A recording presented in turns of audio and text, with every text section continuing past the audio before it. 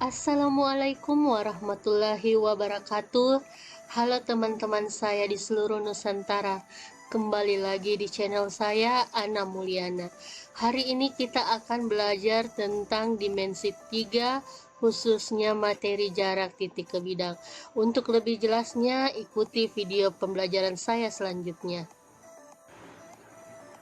Adapun tujuan dari pembelajaran kita adalah yang pertama, bagaimana kalian nantinya dapat mendeskripsikan jarak titik ke bidang. Kemudian yang kedua adalah kalian nantinya dapat menentukan jarak suatu titik ke bidang. Untuk lebih memahami bagaimana jarak titik ke bidang itu, maka kalian dapat memperhatikan gambar di bawah ini. Pada gambar di bawah ini ada 3 bangun ruang ya. Yang pertama yaitu balok A, B, C, D, E, F, G, H. Nah, panjang ruas garis BC, yang manakah panjang ruas garis BC ini ya, yang saya tunjukkan. Panjang ruas garis BC ini adalah merupakan jarak dari titik B, ini titik B, ke bidang D, C, G, H. Saya ulangi bahwa ruas garis BC ini adalah jarak dari titik B ke bidang DC, GH. Mengapa ruas garis BC ini merupakan jarak antara titik B ke bidang DCGH? Karena titik B ini ketika ditarik ya, dihubungkan dengan bidang DCGH, maka jarak terpendek itu adalah ruas garis BC. Dan yang kedua adalah ketika ruas garis ini terbentuk ya, dari titik B ke bidang DCGH ini, dari titik B ke bidang DCGH itu akan membentuk suatu sudut siku-siku. Jadi ruas garis ini akan membentuk sudut siku-siku terhadap bidang DCGH. Kemudian selanjutnya yaitu panjang ruas garis CD. Ini kita perhatikan ya, ruas garis CD. Ini merupakan jarak antara titik C dengan bidang ADHE. Kenapa ruas garis CD ini disebut merupakan jarak antara titik C ke bidang ADHE? Karena ketika dibuat garis penghubung dari titik C ke bidang ADHE ini, maka ruas garis CD ini adalah jarak terpendek atau ruas garis terpendek yang menghubungkan titik C dengan bidang ADHE. Kemudian garis penghubung ini atau ruas garis CD ini dia membentuk sudut siku-siku terhadap bidang ADHE. Kita lanjut ke bangun kedua, yaitu ya, yang ini ya. Ini merupakan balok KLMN OPQR. Yang pertama, panjang ruas garis KN, ini ruas garis KN ya, ruas garis KN itu merupakan jarak antara titik K dengan bidang MNRQ. Mengapa ruas garis KN itu merupakan jarak antara titik K dengan bidang MNRQ?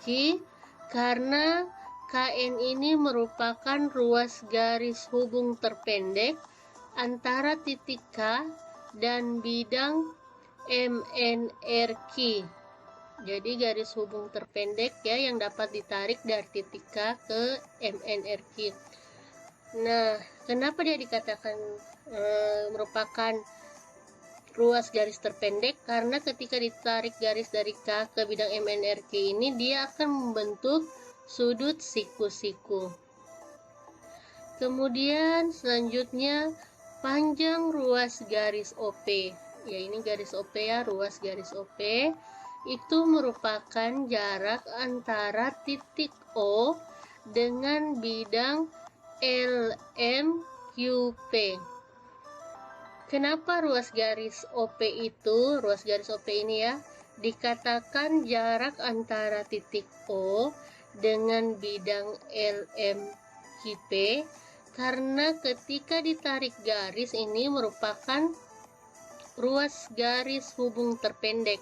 Jadi ketika ditarik garis dari titik O ke bidang LMPQ, inilah ruas garis hubung yang terpendek di antara semua garis yang bisa ditarik ya.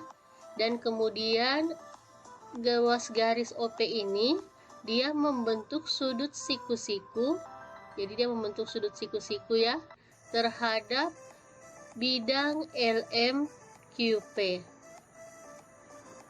Kita masuk ke bangun ruang yang ketiga, yaitu balok AB, CD, EF, GH. Panjang ruas garis HE, ini ya ruas garis HE, itu merupakan jarak antara titik H, ini titik H ya, dengan bidang ABFE. Kenapa ruas garis HE ini dikatakan jarak antara titik H dengan bidang ABFE? Karena HE ini merupakan ruas garis hubung terpendek dari titik H ke bidang ABFE. Nah, kenapa dia dikatakan garis hubung terpendek? Karena ketika ditarik garis dari titik H ke bidang ABFE, maka garis itu akan membentuk sudut siku-siku terhadap bidang ABFE. Dan yang terakhir adalah panjang ruas garis CG. Ya, ini ya ruas garis CG. Nih, itu merupakan jarak antara titik C dengan bidang EFGH. Ya, kenapa CG ini yang dikatakan jarak antara titik C ke bidang EFGH?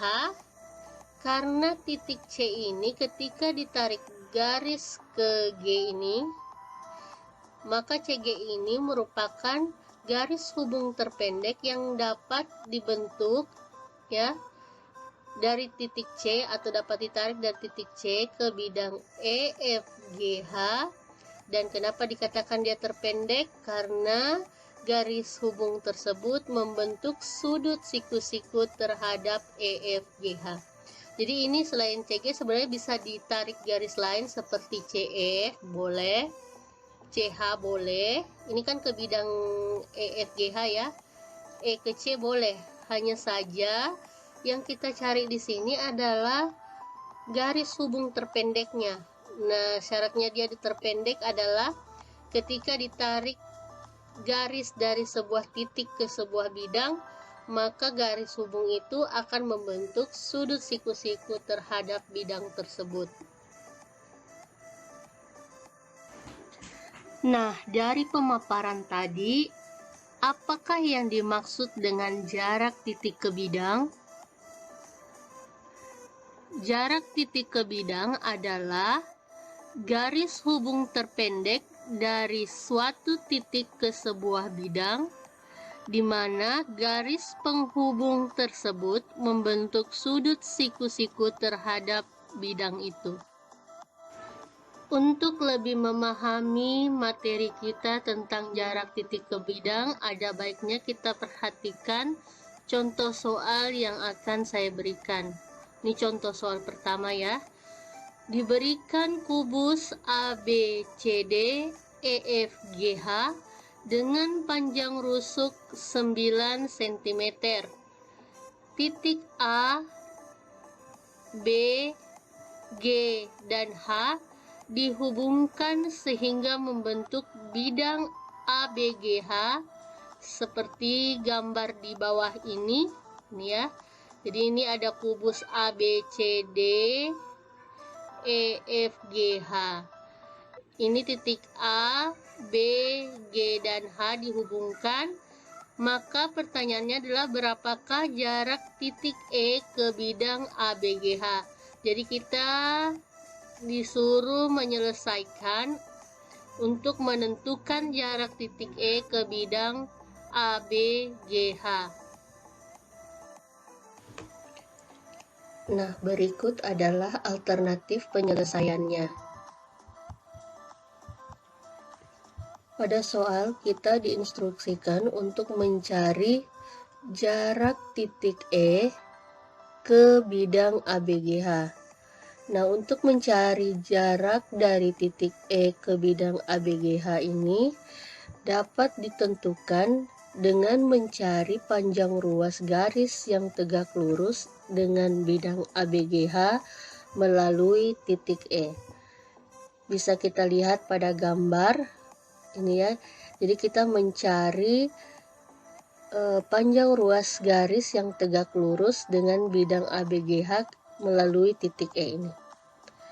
Jadi kalau kita coba untuk mencari garis yang tegak lurus, misalkan dari titik E kita tarik ke titik H, ini ya, ini karena H ini juga berada pada bidang ABGH, maka bisa kita lihat ini tidak tegak lurus dia terhadap bidang tersebut. Kita coba lagi untuk menarik garis dari titik E ke titik A ini juga tidak membentuk tegak lurus. Tapi ketika kita cari atau kita tarik garis dari titik E ke titik I ini dia tegak lurus terhadap bidang ABGH. Nah, ruas garis EI ini tegak lurus dengan bidang ABGH, sehingga jarak titik E ke bidang ABGH adalah panjang ruas garis EI. Jadi, panjang ruas garis EI ini adalah merupakan jarak titik E ke bidang ABGH. Ya, titik I ini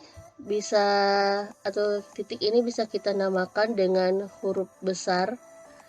Terserah huruf apa ya, yang jelas selain huruf A, B, C, D, E, F, G, H. Kemudian titik I ini adalah titik tengah dari diagonal ED.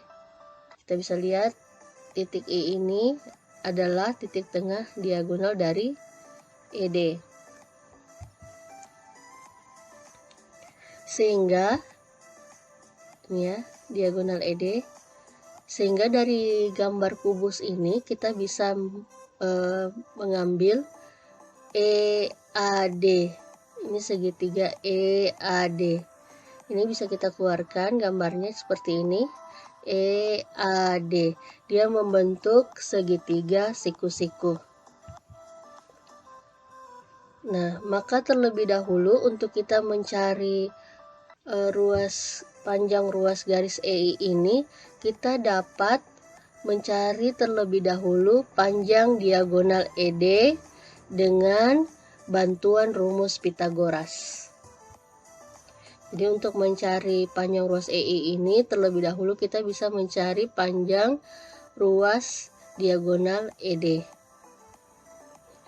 Ini ya, pada rumus Pitagoras, maka ED pangkat 2 itu sama dengan AD pangkat 2 ditambah dengan AE pangkat 2. Karena pada dasarnya rumus Pitagoras adalah sisi miring dipangkatkan 2. Kenapa disebut sisi miring? Karena sisi ini berada pada depan sudut siku-siku. Jadi ED pangkat 2 atau sisi miringnya pangkat 2 itu sama dengan jumlah kuadrat sisi-sisi lainnya. Jadi ED pangkat 2 sama dengan AD pangkat 2 ditambah AE pangkat 2. Dari soal kita tahu bahwa panjang AD ini adalah 4. Jadi kalau AD pangkat 2, 4 pangkat 2 ditambah AE-nya juga ini adalah 4. Sehingga AE pangkat 2 adalah 4 pangkat 2. 4 pangkat 2 sama dengan 16. Ditambah 4 pangkat 2 sama dengan 16. 16 tambah 16 sama dengan 32. Jadi ED pangkat 2 itu sama dengan 32. Sehingga untuk mencari ED kita dapat mengakarkan 32. Jadi ED pangkat 2 sama dengan 32. Untuk menghilangkan akarnya ini kita bisa mengakarkan 32. Kemudian kita bisa sederhanakan 32 ini menjadi 16 kali 2. Akar 16 itu 4 dan akar 2 tetap. Jadi diperoleh panjang diagonal ED adalah 4 akar 2. Nah, tadi kita sudah memperoleh bahwa ED itu adalah 4 akar 2. Jadi kita sudah memperoleh tadi bahwa ED itu 4 akar 2. Sedangkan EI itu adalah 1/2 dari ED. Jadi sekali lagi EI, panjang ruas garis EI itu adalah 1/2 dari ruas garis ED. Di EI sama dengan 1/2 ED.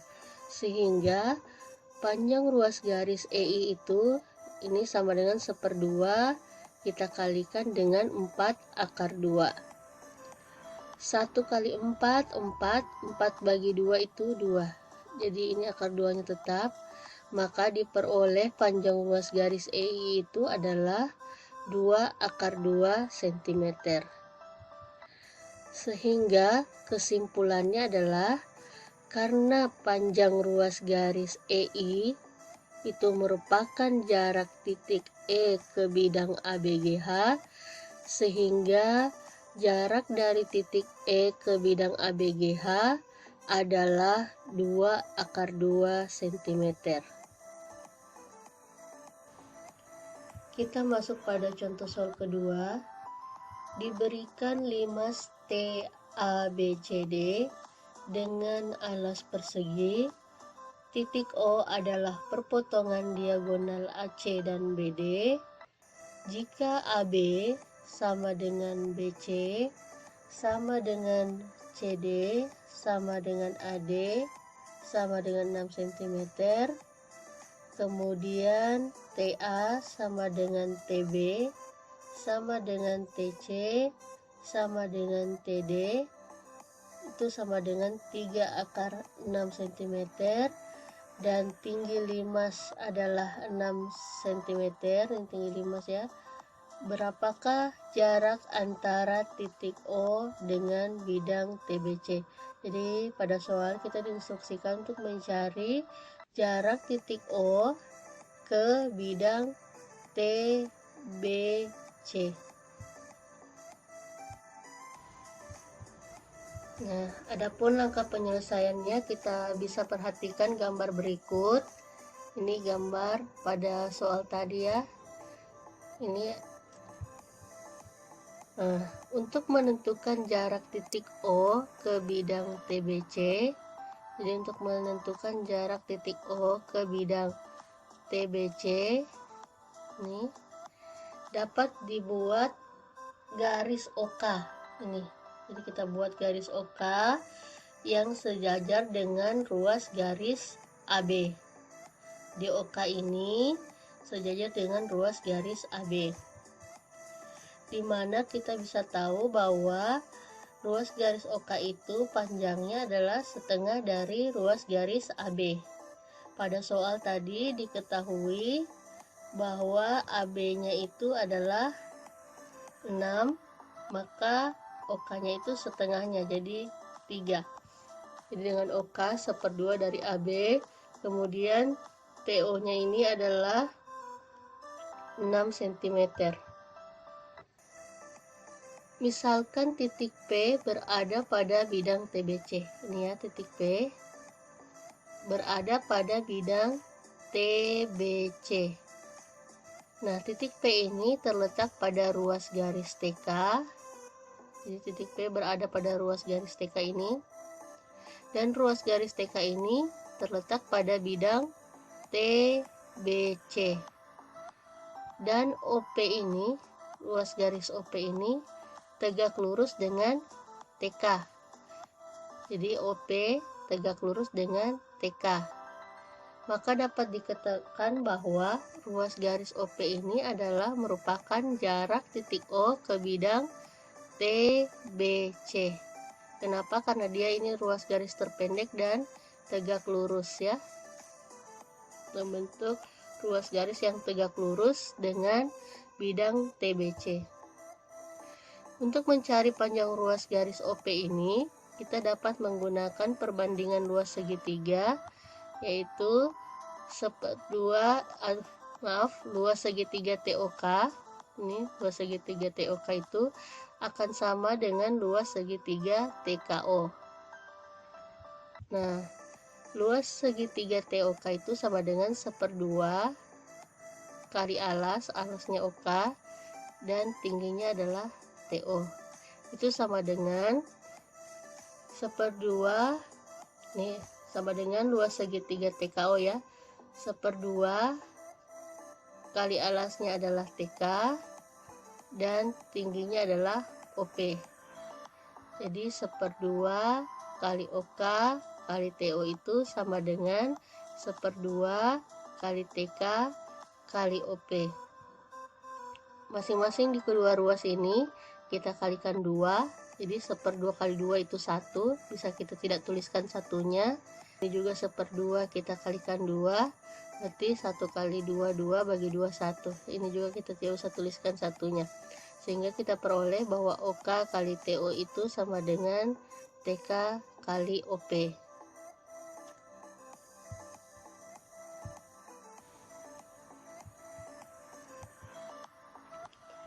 Nah, dari soal kita diminta untuk mencari jarak dari titik O,